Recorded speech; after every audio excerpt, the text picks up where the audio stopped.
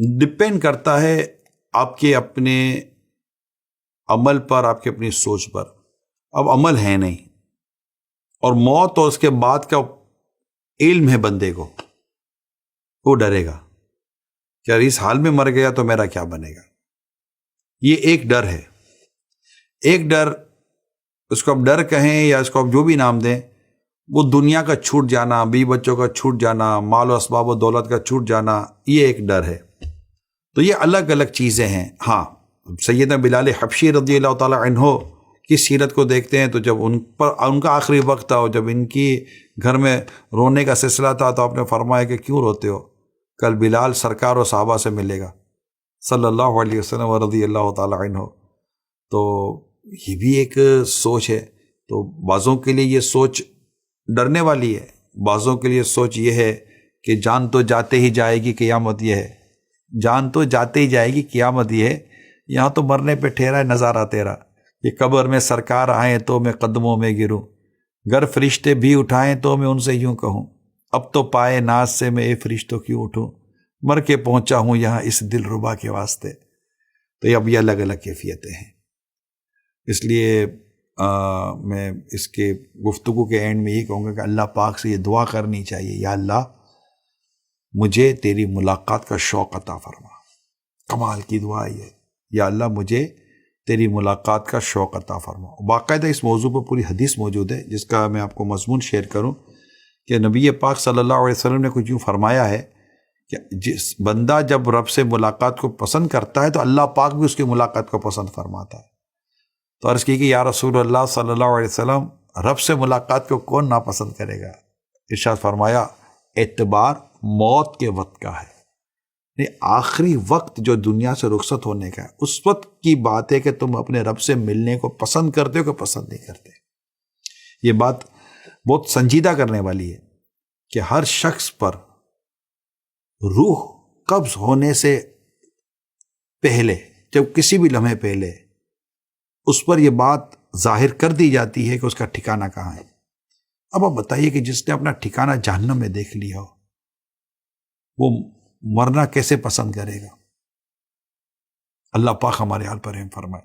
اور جس نے جنت پر اپنا ٹھکانہ دیکھ لیا ہو، وہ جینے کو کیسے پسند کرے گا؟ میں جلدی مروں اور اپنی اس اللہ پاک نے جو میرے لیے نعمتیں تیار کی ہیں اس کو پانے میں کامیاب ہو جاؤں. تو زندگی کا گزرنا اس پر بڑا ڈیپینڈ کرتا ہے. میں ایک کتاب میں پڑھا تھا، جس طرح زندگی کا انداز سیم نہیں ہے نا، اس طرح موت کا انداز بھی سیم نہیں ہے. جس طرح موت کا انداز سیم نہیں ہے نا، اس طرح قبر کا معاملہ بھی سیم نہیں ہے. جس طرح قبر کا معاملہ سیم نہیں ہے، اس طرح قیامت کے دن اٹھنے کا معاملہ بھی سیم نہیں ہے. اور جس طرح قیامت کے دن اٹھنے کا معاملہ سیم نہیں ہے نا، کہ کوئی کہاں ہوگا، کوئی کہاں ہوگا، کوئی کس حال میں ہوگا، اس طرح فیصلہ بھی ہے کہ نہیں ہے، کس کے لیے کیا فیصلہ ہوگا، کس کے لیے کیا فیصلہ ہوگا. تو وہ حدیث پاک آپ کو یاد دلا دو، دنیا آخرت کی کھیتی ہے. ہم جیسا دنیا میں بیج بوئیں گے ویسا ہی آخرت میں کاٹیں گے. میں آپ سے ایک اور بات شیئر کروں. ابھی میں یورپ کے اور یو کے سفر سے جب میں واپس آ رہا تھا تو میرے ساتھ ایک اسلامی بھائی تھے. تو وہاں پر ہم بورڈنگ وغیرہ کرانے کے بعد جب آپ جہاز کی طرف جاتے ہیں، کرافٹ کی طرف، تو ڈیفینیٹ آپ کو بہت کچھ نکالنا پڑتا ہے سامان. ہمارے ایک اسلامی بھائی کا بیگ کچھ 6 مرتبہ اسکیننگ سے گزرا. یعنی وہ کڑے بیگ سے گزرے، پھر وہ کہیں اگین، پھر گزرے، پھر کیا اگین. اب اس میں تو چھوٹی چھوٹی اتر کی کچھ نہ کچھ بوتلیں نکلا کرتی تھی. آخری کو چھٹے سفر کے اندر جب چھٹا وزٹ ہوا اس بیگ کا، تو کہیں کونے میں کھانچے میں کوئی اتنی سی اتر کی شیشی پھر نکلی. تو لیکوڈ تھا، تو لیکوڈ کے لیے ڈیفینیٹلی کوئی رول بنے ہوئے ہیں. میں دیکھتا ہوں، میں آپ کو صحیح بتاؤں، دیکھ میرے ساتھ جو اسلام پہ تھے، میں نے کہا کچھ تصور ہو رہا ہے کیا؟ قیامت. ہلکے پھلکے لوگ، کچھ بھی ایسی کوئی اللیگل یا کوئی مطلب کہ قابل اعتراض چیز ہی نہیں ہے. یار کیسے گزر گئے یار، مسئلہ ہی کوئی نہیں ہے. جیسے نکلے ٹوٹو بھی نہیں بجا. آگے جو کھڑے ہیں کہ ویلکم، وہ جو نہیں، وہ روایت کے پل سرا سے ہلکے پھلکے لوگ آسانی سے گزر جائیں گے. کمال کمال. اچھا یہاں تو چلو بندہ کچھ بھی کرا کر نکل بھی جاتا ہے، کسی کو نظر آیا کسی کو نظر نہیں آیا، رائٹ. جو پکڑے جاتے ہیں نا، پتہ نہیں کتنے تو نکل جاتے ہوں گے، ان میں سے بھی کچھ پکڑے جاتے ہوں گے. قیامت کے دن کیسے نکلیں گے؟ اللہ پاک کی اگر رحمت شامل نہ ہوئی تو. نامہ اعمال کے بارے میں کیا کہتے ہیں آپ؟ ایسی کون سی چیزیں نامہ اعمال میں ہمارے جو غلط نہ ہو بتائیے. کتنے گناہ نامہ اعمال میں بھرے ہوئے اور کتنے سوالات کے جوابات تو بھر ہی نہیں سکتے نا.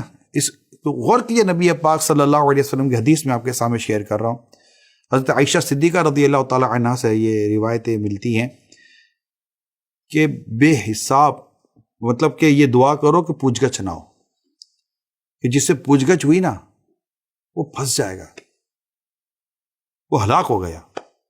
میں جب میرے سوتے کے ساتھ بیٹھتا ہوں نا، ایک دفعہ ہم لوگ کھانے کے لیے بیٹھے ہوئے تھے، کھانے کے بھی کیا بیٹھے تھے اور بس بیٹھے تھے، اوپن ایئر تھا اور کچھ چائے وغیرہ رکھی ہوئی تھی، تو کچھ ہلکی پھلکی چیزیں، ہوا چلی نا، اور کر کے ہوا چلی تو کچھ چیزیں اڑی. جیسی چیزیں اڑی نا، مجھے امیر صلی اللہ نے فرمایا عمران کچھ یاد آیا. میں بھی نہیں میں بات کرتے کہ یاد اچھے تو عمران کو یاد آیا. الحمدللہ مجھے اندازہ تھا کہ امیر صلی اللہ کیا فرمانا چاہتے ہیں، لیکن یہ بھی ایک حیا کا ٹاپک ہے کہ آپ نہ بولیں. جی حضور کیا؟ تو آپ نے فرمایا قیامت، ہوائیں چلیں گی اور پہاڑ دھونی اون کی طرح اڑیں گے. بہت خوبصورت تصور تھا. اس میں ہمارے لیے بہتر ہے. اب بھی مطلب کہ ارے مزہ آ رہا ہے، کیا مزہ آ رہا ہے کیا مزہ آ رہا ہے. اللہ ہم سب کو ایمان کی سلامتی نصیب فرمائے. یہ جو میں نے جتنی باتیں آپ کو بیان کی ہے نا، یہ تصورات سے آخرت کی سوچ بنتی ہے، اور اس سے کیا پتہ ملتا ہے؟ غم آخرت. میں غم آخرت کا فائدہ آپ کو آخر میں بتاتا ہوں. غم آخرت کا فائدہ یہ ہے، جو حدیث پاک میں نے پڑھی ہے اور جو میں نے اس کی شرح، اس کا جو خلاصہ پڑھا ہے، یہ میں آپ کے سامنے شیئر کرتا ہوں.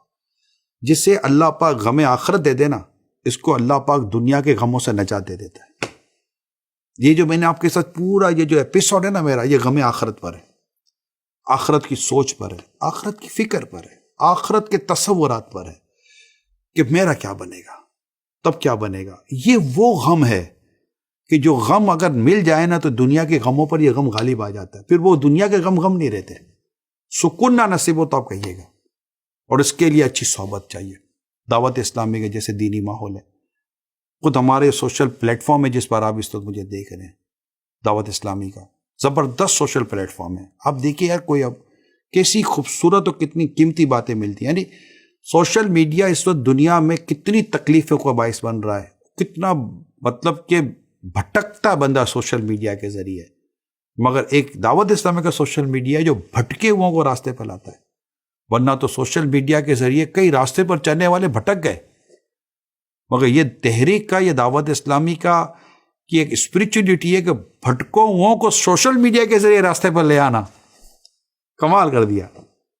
تو آپ دعوت اسلامی کے تمام پیجز کو لائک بھی کریں، سبسکرائب بھی کریں، فالو بھی کریں، اور اس کو شیئر بھی کریں.